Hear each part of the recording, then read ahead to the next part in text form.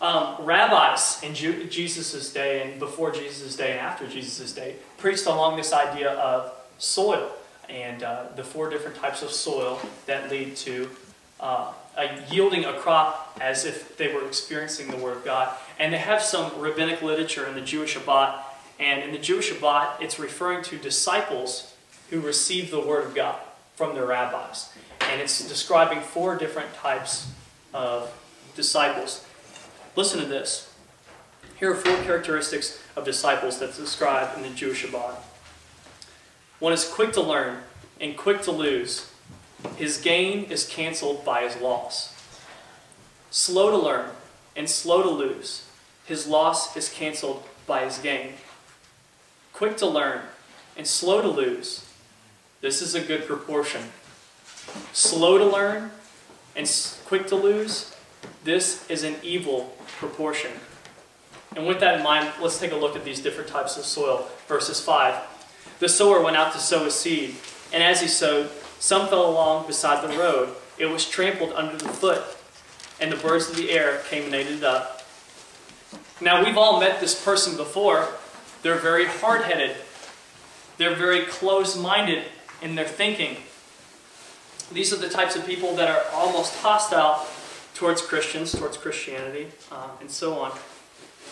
We've all seen this type of person before. They don't receive the Word of God. They're exposed to it, but they don't soak it up. So, if I can be so inclined as to compare this funnel as a person's heart and this cup of water as the Word of God being poured onto this type of soil, notice how well the funnel receives the Word and soaks it up.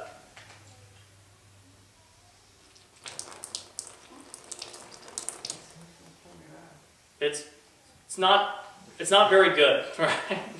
It doesn't receive it very well. Jesus will allude to the fact that because of this hearer's hard-heartedness, the word who is placed on the heart is quickly snatched away by Satan. He's compared to snatching it away like a bird, just coming and swooping down, taking that word away, because it's this layer, the road is impregnable. You can't get through it. These people are closed-minded and hard-hearted. Verse 6, other seed fell along rocky soil, and as it grew up, it withered away because it had no moisture. Now, dare I say that this is the prime example of the American Christian church today. We are a mile wide and an inch deep. We want to try to have our hands in just about everything, in missions, and our local communities, and our church. We want to try to branch out as much as possible, but we're only an inch deep. And that's what happens. That's what type of soil this is describing. And this is kind of like a mountain. The soil that Jesus is describing is not a soil with a bunch of rocks on it, the rocky soil. It actually looks a little bit like this. Here's a big mountain. Here's an underlying thing of rock, just like a rock bed. And here's the soil.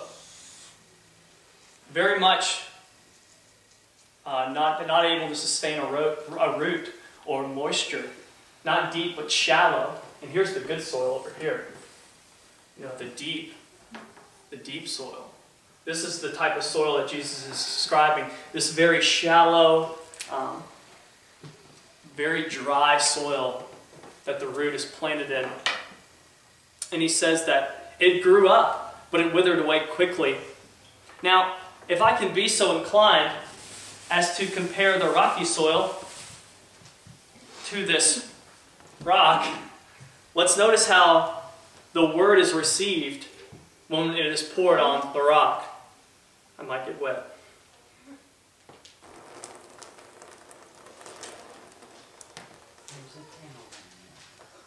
Yeah, there's a towel. Don't freak out for it. It's water, okay? It's only going to make it look cleaner. Anyway, we look at the rock, and we can tell that the rock is wet. But how many are convinced that the water, or the Word of God, is actually in the rock?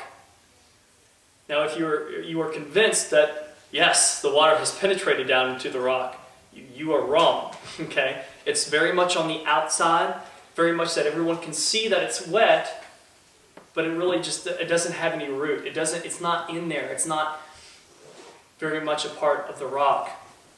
And Jesus will speak of this disciple, this follower of Christ who hears the word of God, accepts Jesus Christ into their life. They're baptized. They raise up quickly, but because of the temptations in their life, that they wither away because they have no moisture.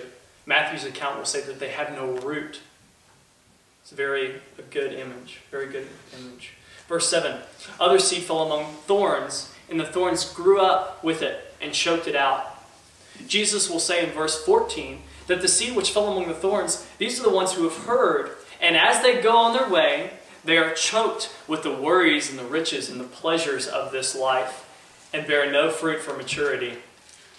This category is where I feel like a lot of young adults fall into, especially those who are attending colleges and universities. They're very much exposed to this very fun lifestyle. Everyone is doing it. Makes it very hard to resist that sort of lifestyle. They've got the Word of God in them. They've been raised as a Christian, but for some reason they can't bear fruit because they're choked by the worries, by the riches, by the pleasures of this world. And of course, you can just use your imagination. This type of soil, it doesn't produce any fruit. Jesus wants fruit, and this type of soil cannot provide that. This is kind of like, here Cliff, come up here real fast. This is kind of like, if you stand there so you don't get wet, can you hold out that tissue? Yeah, just like that. This is kind of like the, if you get the floor wet, it's your fault. It's kind of like the tissue, okay? And when I pour the Word of God on the tissue, it breaks. And it soaks up the Word of God as much as it can until it can't sustain it anymore. Now, thank you, Cliff. You can wash your hands and go. Okay.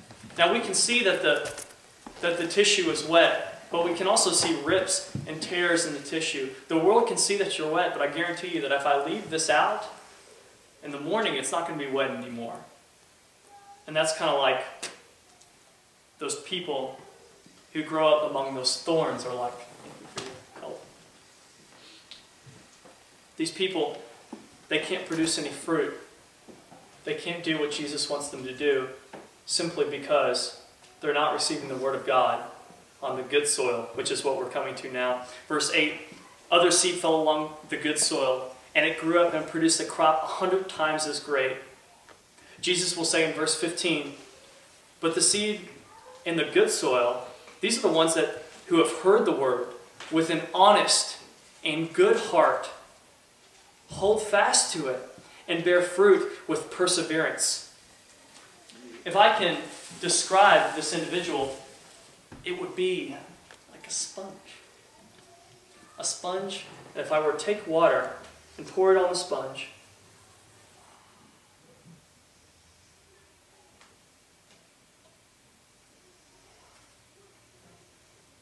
it soaks up the Word. And if you wanted to bear fruit, I guess you could just squeeze it dry. That's the harvest. That's the consummation of things. That's the fruit that Jesus wants. How well are you able to retain the Word and have it a part of who you are? Be the sponge. Jesus will explain in verse 23 in the Gospel of Matthew, and the one whose seed was sown on the good soil, this is the man who hears the Word and who understands it, and he bears fruit and brings forth some 100-fold, some 60, and some 30. What's interesting to note about this is that he hears the Word and understands it. This Greek word for our English word understand is sunami. Sunami. And it means to join together with your mind, or to join together with yourself. So if I can read this with that definition in place, listen to this verse. And the ones whom the seed was sown on good soil, this is the man who hears the Word and who joins it together with himself. This is the man who hears the Word and joins it together with his mind.